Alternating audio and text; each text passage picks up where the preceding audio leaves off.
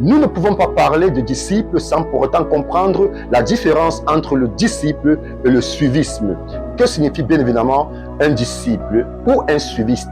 Il y a une différence dans le monde, car les hommes, les enfants de Dieu, ne comprennent pas le suiveur et le disciple.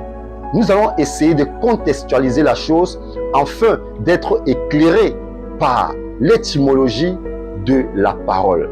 Alors, qu'est-ce qu'un suiveur? Un suiveur, c'est quelqu'un qui suit le mouvement d'une personne, nécessairement sans comprendre la profondeur de ce que la personne est en train de faire.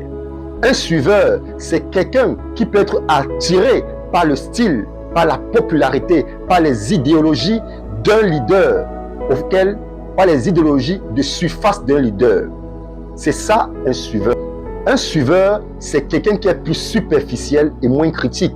Il n'a pas le sens de la critique. Il ne comprend pas l'importance pour laquelle il suit le leader. C'est ça un suiveur. Un suiveur, c'est quelqu'un qui peut changer facilement. Il a une nature changeable. Il n'est pas quelqu'un de fiable. Lui-même n'est pas prêt à faire des grands sacrifices personnels.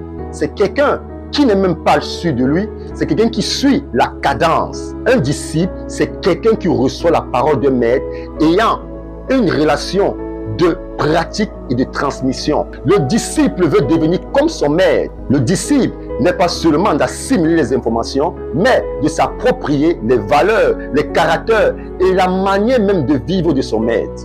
Tel est un disciple. Paul nous avait dit, soyez mes imitateurs comme je le suis dans Christ. Un disciple, c'est quelqu'un qui a été envoyé pour une mission afin d'établir le mandat impératif pour laquelle le roi ou son supérieur l'a mandaté.